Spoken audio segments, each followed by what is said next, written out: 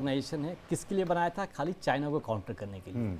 अब जो क्वाड को हिंदुस्तान की सबसे ज़्यादा ज़रूरत है, क्वाड को भारत की सबसे ज़्यादा ज़रूरत है, बिकॉज भारत का ही जो है अपना बॉर्डर लाइन है चाइना से मिलता है और भारत एक सक्षम देश है जिसको किसी का सपोर्ट नहीं चाहिए चाइना को काउंटर करने के लिए। ये क्वाड के सारे देशों को मालूम है और इससे पूरी तरीके से सहमत है। तो क्वाड को बुलाना एक डायरेक्ट इंडिकेशन है चीन के लिए कि जो भी ये बंदर घुड़की, जैसे एक हमारे यूपी में कहावत है बंदर घुड़की जो करता रहता है बीच में, ये उसको बंद करना पड़ेगा। बिकॉज जब एक्चुअल वॉर होगी, कुछ होगा तो इसका रिजल्ट बिल्कुल ही अलग होगा।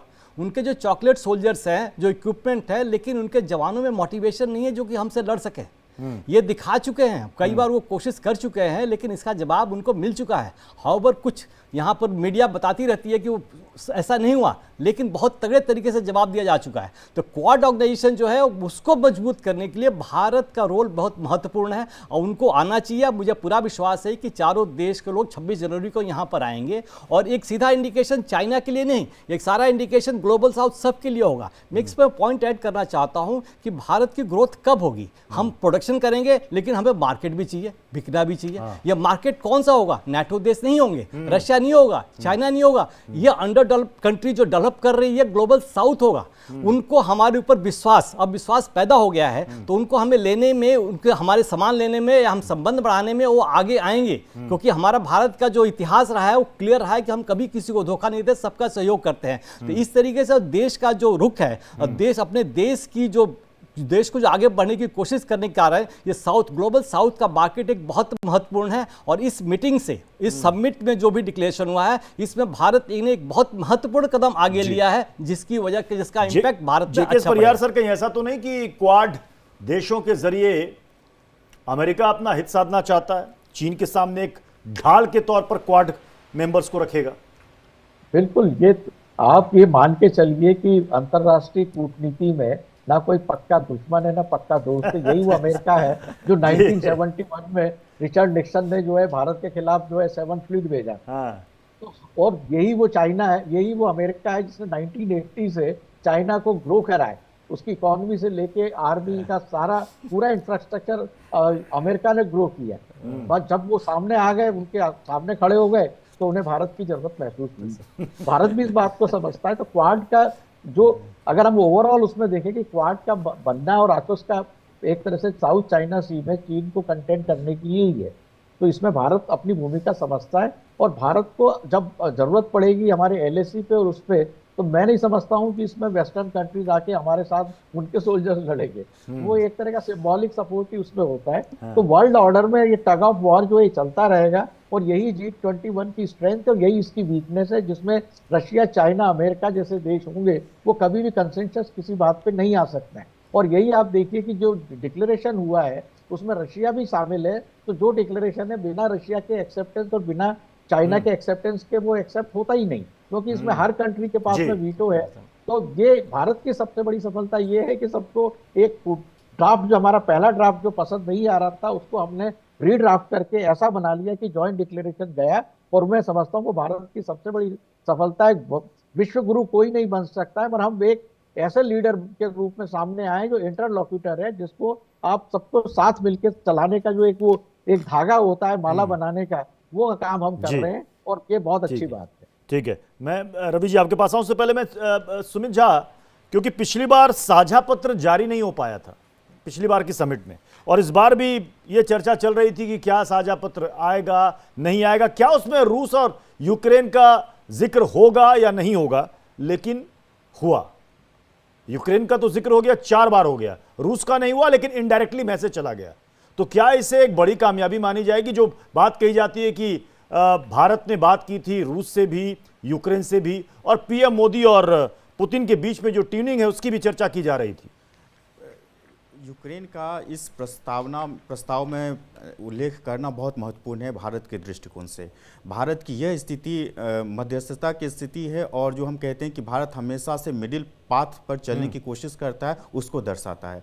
तो यूक्रेन वार का जिक्र हो गया, इससे ये साबित हो गया जो कुछ यूक्रेन में चल रहा है उसको आप वार का संज्ञा दे दीजिए और उसके अनुसार वहाँ पे जो अंतर्राष्ट्रीय संगठन उस पर एक्शन लेना भी चाहिए। दूसरी बात ये हो गई कि यूरोपियन कंट्रीज़ और अमेरिका की बात को भी इसमें शामिल कर लिया गया कि वो इस पर जोर दिए होंगे कि आप यूक्रेन का चर्चा करिए, तो उनको भी रख लिया गया। तीसरी बात ये कि रूस का नाम नहीं आया और पूरी दुनिया में भारत अपने आप को इस रूप में प्रस्तुत कर सका कि देखिए हम सिर्फ लोकतंत्र कहने के लिए नहीं, लोकतंत्र की बात भी करते हैं, उसके लिए काम भी करते हैं। अगर यूक्रेन का जिक्र नहीं होता तो भारत पे ये सवाल उठना लाजमी था कि जब भारत अपने आप को ये कह रहा है कि हम ग्लोबल साउथ का नेतृत्व कर रहे हैं, हम पूरी दुनिया में विश्व गुरु बनना चाह रहे हैं, दुनिया को मार्गदर्शन देने की कोशिश कर रहे हैं, तो यूक्रेन के नाम पर भारत पीछे क्यों हट गया। और इस लिहाज से भारत की स्थिति पूरी दुनिया में बहुत मजबूत हुई, जहां तक मेरा मानना है।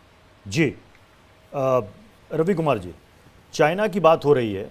चाइना को इस बात का गुमान है कि एक बड़ा बाजार है और सस्ता माल वो सप्लाई करता है। क्या हम उसको चैलेंज दे पाएंगे? कहना अच्छा लगता है, सुनने में भी बड़ा अच्छा लगता है, लेकिन क्या चाइना के मार्केट को हम भेद पाएंगे, पेनिट्रेट कर पाएंगे? Rome was not built in a day. और जब बात की जाए G20 समिट की, तो G20 समिट में है कौन?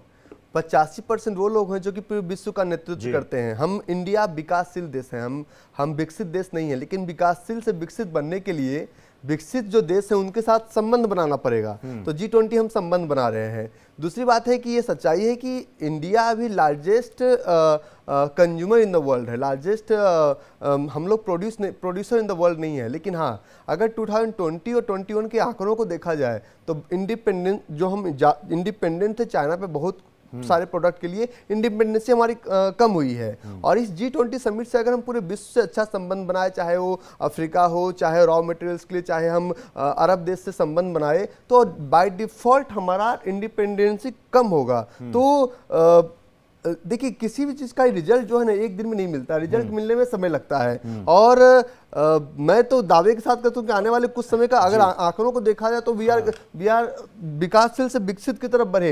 एक बात और है, मोदी जी ने इस बार वसुधैव कुटुंबकम का जो नारा दिया उसमें इन्होंने विश्व गुरु नहीं बोला, हम विश्व मित्र बनने जा रहे हैं। भारत विश्व गुरु था, है और रहेगा, लेकिन हम विश्व मित्र की बात कर रहे हैं। आज तक इतिहास कहीं नहीं बताया कि हमने किसी देश पे पहले हमला किया हो। उन्होंने किया, हमने जवाब दिया। तो we are the growing nation and we will grow. जी अच्छा, बहुपक्षीय विकास बैंक पर भी बात हुई है इस साझा पत्र में। ये बात भी सामने आई है कि भाई वर्ल्ड बैंक, IMF, और सबसे बड़ी चीज होती है जो लोन जो हमें मिलता है, कि किसी देश को मिलता है, अब उस पर बहुत सब कुछ निर्भर करता है। क्या इसके बारे में लोग समझें? क्या उस पर बातचीत हुई है? क्योंकि देखिए, डेवलपिंग कंट्री को इसकी बहुत जरूरत है, लेकिन वो लोन हमें सस्ता मिले, क्या उसको लेकर सिर्फ अच्छी अच्छी बातें सुनाई देंगे कि धरातल पर उतरेंगे भी? देखिए, लोन की जहां तक बात है, पूरा जो गेम है डिमांड और सप्लाई का है जी। और अगर बात किया जाए बहुपक्षीय सब, इसके थोड़ा सा एक कदम पीछे चलते हैं। अगर हम दुबई की बात करें तो दुबई दूर से बहुत चमकता हुआ सोना दिखता है कि डेवलप्ड है, लेकिन अगर आप आंकड़ों की बात की जाए, दुबई को FATF की श्रेणी में लाया जाता है। फाइनेंशियल एक उसमें टास्क फोर्स जो है उसको ग्रे कंट्री के लिस्ट में लाया जाता है। क्यों? क्योंकि फाइनेंशियल ट्रांजैक्शन में बहुत ज्यादा झोल झमेला ऐसा माना जाता है। भारत FATF के ग्रे लिस्ट में नहीं है। अगर आप लोन की बात की जाए तो देखिए, पैसा ये G20 का शुरुआत 2008 में हुआ जब लेमन ब्रदर्स बैंकक्रप्ट हुई। अगर बैंक बहुत ज्यादा पैसे को बांट देगी, अगर हम पैसे को रिकवर नहीं कर पाएंगे तो बैंक बैंकक्रप्ट हो जाएगी। तो इसका डायरेक्ट बेनिफिट तो अभी पब्लिक को नहीं मिलेगा, लेकिन हाँ 3 से 4 सालों में इस समझौते का डायरेक्ट बेनिफिट और 10 सालों में इस G20 समिट का डायरेक्ट बेनिफिट हमें देखने को मिलेगा।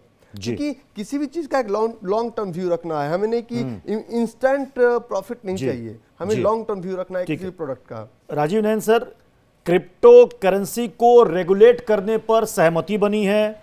इसके अलावा इस घोषणा पत्र में डिजिटल इंफ्रास्ट्रक्चर पर भी काफी जोर दिया गया है। और इस बार जो विदेशी मेहमान आए हैं उन सबको UPI ऐप उनके मोबाइल पर डाउनलोड करवाया गया है और बताया गया है कि साहब ये देखिए कि ये कैसे काम करता है। हालांकि उनके लिए KYC जरूरी नहीं है, लेकिन उनको बताया गया कि हम टेक्नोलॉजी में या डिजिटल ट्रांजैक्शन में कितना आगे हैं।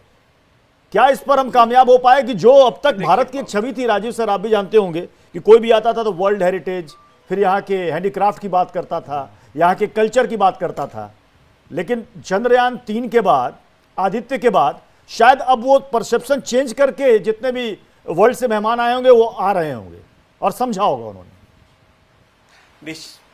हाँ, निश्चित ही देखिए, क्रिप्टो करेंसी तो बहुत दिन से पूरे दुनिया भर के लिए एक चुनौती है। उसे कैसे रेगुलेट किया जाए और क्या फ्रेमवर्क इसमें लाया जाए। अभी हमारे जो बजट भी लाया गया था देश का, उसमें भी इस पर चर्चा की गई थी। तो इस तरह से इस बात को स्वीकार कर रहे हैं कि एक क्रिप्टो करके, एक ट्रांजैक्शंस करके एक फिनोमिनन है, एक समस्या है, या इसे कहिए एक चुनौती है। तो उससे अभी तो बहुत ज्यादा समस्या नहीं रहेगी उसका, क्योंकि जिस तरह से क्रैश हुआ है उसका बाजार, फिर भी एक स्थिति है, एक फिनोमिनन को कैसे हैंडल करें। इसके लिए आज देखिए, जब प्रेस कॉन्फ्रेंस में इस पर बातचीत हुई कि कैसे इसको रेगुलेट करना है और इसे कैसे आगे ले जाना है। अभी सिद्धांततः समझौता हुआ है कि सारी दुनिया को इसके ऊपर सोचना होगा। यह तो क्रिप्टो की बात हुई।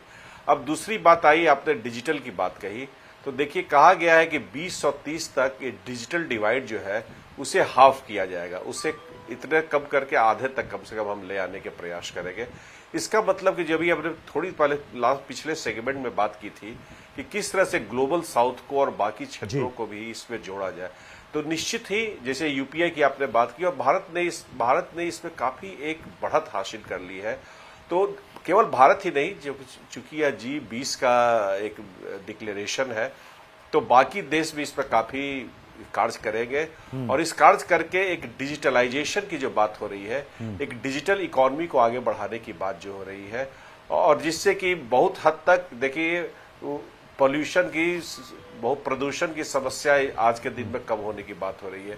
और डिफेंस प्रोडक्शन, जो चीन की बात हम बार बार कर रहे हैं, देखिए विश्व भर में जो मैन्युफैक्चरिंग सेक्टर का शेयर रहता था करीब करीब 29% के आसपास, लग रहा था कि 30% तक चला जाएगा चीन के पास।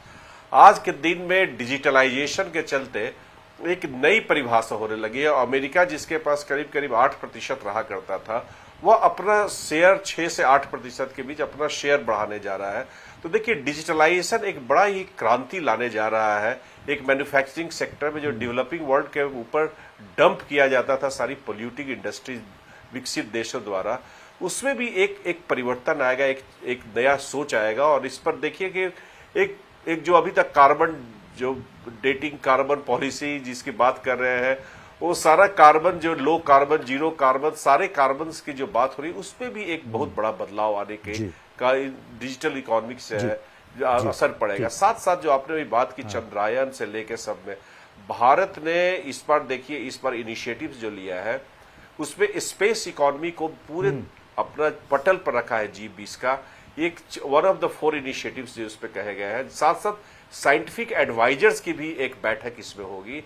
और जिस चलते जो हमारा विज्ञान है, भारत का विज्ञान है, चाहे वह स्पेस साइंस में है या चाहे कहीं भी हो, वो पूरे देशों के साथ, पूरी दुनिया के साथ किस तरह हम मिलकर इसे आगे बढ़ाए। जहां हम पीछे छूट गए हैं वो बाकी के साथ मिलकर काम करेंगे, जहां हम आगे बढ़ गए हैं वहां भी साथ बाकी लोगों के साथ मिलकर काम करेंगे।